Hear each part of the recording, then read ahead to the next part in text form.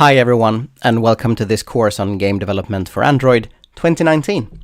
My name is Ulf Benjaminsson. I am the disembodied voice that will guide you through this course for the next 10 weeks.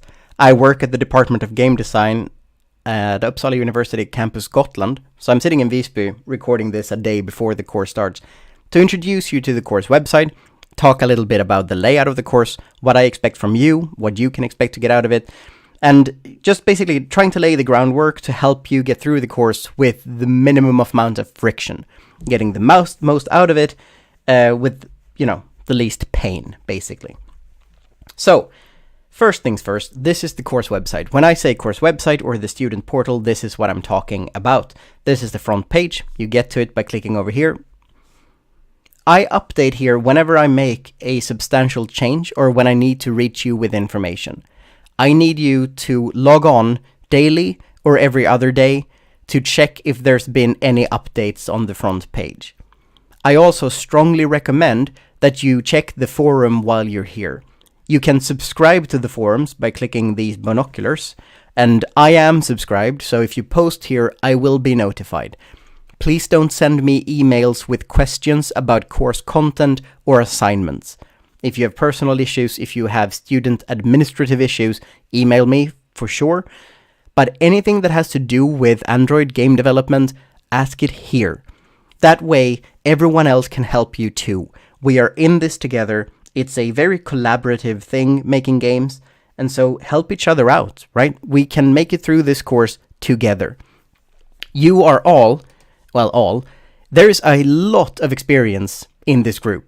I'm looking at this intro survey that you've hopefully filled out, and if you haven't, then please do so. There is a link on the front page.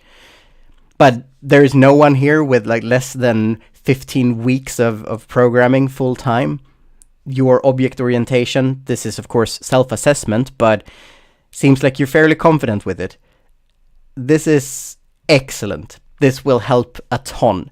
There is a few of you that's done Kotlin, and I'm embarrassed to say, but I didn't have time last year to get into Kotlin, so this course haven't been updated to take advantage of it. We're going to stick to Java, but someone asked if I could provide some resources, so I will keep my eyes open for that and basically stick it into the course whenever it makes sense. Anyway, use the forums, help each other out. Now, the course is 10 weeks. It's half time, so that means you have 20 hours of work time every week. I can't schedule for more than that, so the assignments need to take that into consideration. I try to stick with 5 articles, 1 article per working day under each week, but as you can see, the course is front heavy right now. There's a ton of articles in the beginning. That's just the nature of the thing. We need to have some shared vocabulary, some terminology, some concepts. So a bunch of introduction stuff here. Just read them through. Don't be overwhelmed if you don't get it all at once. It will start to make sense as we start coding. But I need you to go through them. So just read articles every day so that you have the content needed to understand the videos without the videos becoming super long.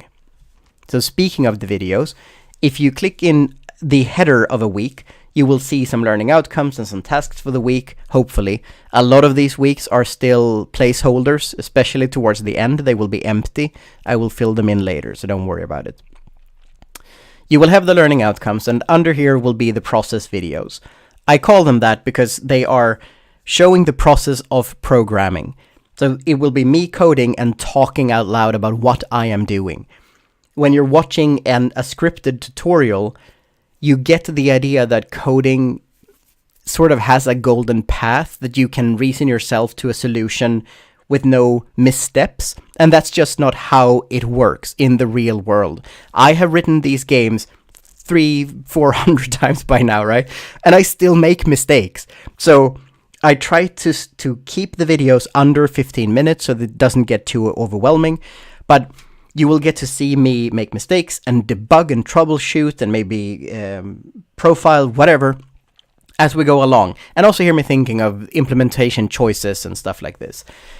So you will code along with the videos, and that will give you a shared code base that you can use in the assignments.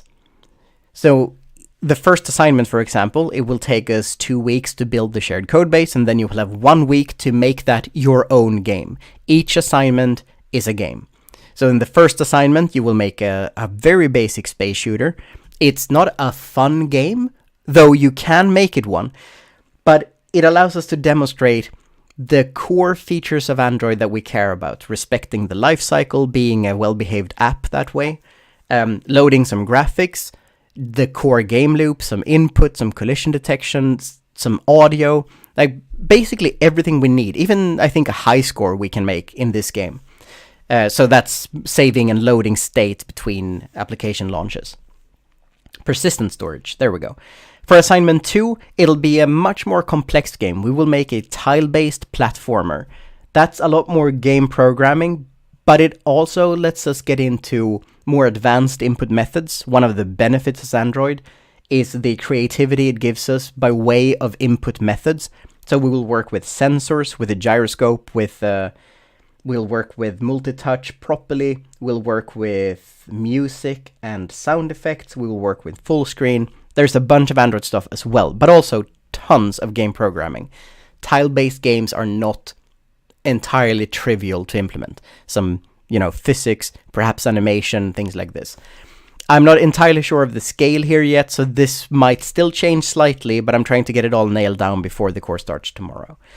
Then assignment 3, we will do OpenGL. So we will make a clone of Asteroids, the old arcade game, but we will render it on the hardware. That's how you respect your user's battery life properly. Make use of their hardware. So it's not a 3-dimensional game, but it will be hardware rendered. So we will work with geometry, with vertices. We'll work with some shaders. We'll get some very basic OpenGL stuff running over here. And yeah, the assignments, like I said, scaled for about half-time work. They have recommended deadlines. The recommended deadline, as per the name, is not the mandatory deadline. The recommended deadline tends to be about a week from the assignment's start.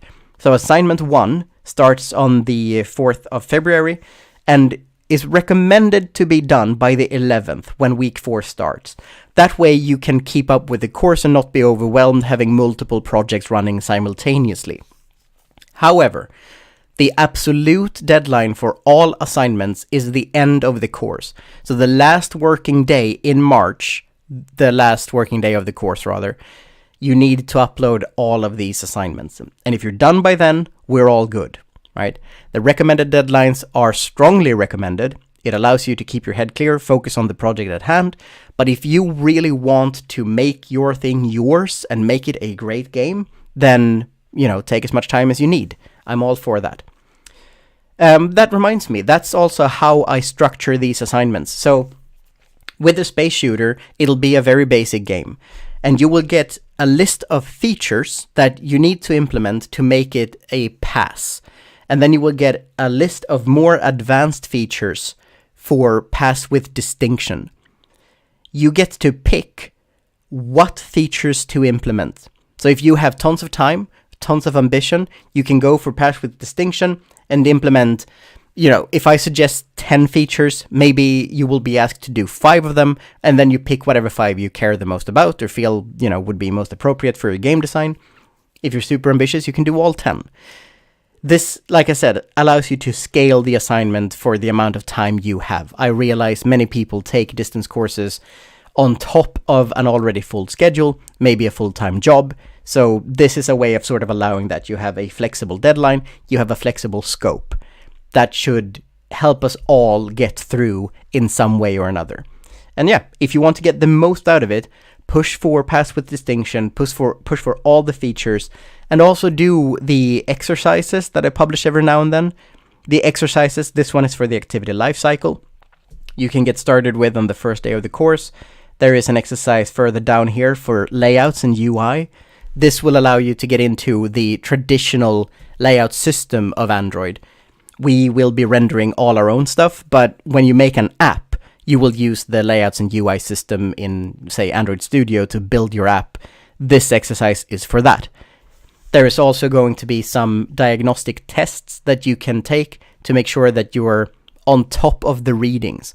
I haven't published them yet. They'll be available shortly, so you can check after, week 1 and just take this test for yourself to see if you've picked up the stuff you should be picking up.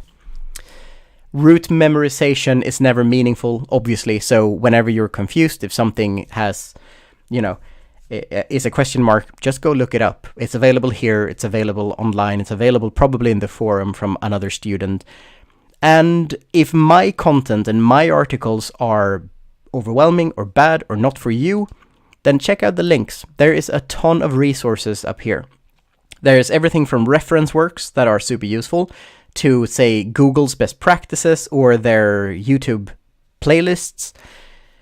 There's also, say, this is like an alternative course literature, CodePath Android Cliff Notes. When you click a link here, and this is, again, why the student portal is so stupid, it's not actually a link. It opens a page that takes you to the link so you can finally click it. This is just an example of like the resources available to you. Open this on your phone, and whenever you go to the bathroom, read something. There is a ton of useful things here. If you have the time, if you have the ambition, go through it. It'll make you a better developer and probably help you with the assignments as well. So that's it for me. If you have any questions, please put them in the forum. I need to know if the audio is good enough, if this works, because we need to make sure that you can hear what I'm saying when I start the process videos. I will record those tomorrow, Monday, start uploading Tuesday, I hope. So I'll see you around. Thanks for coming.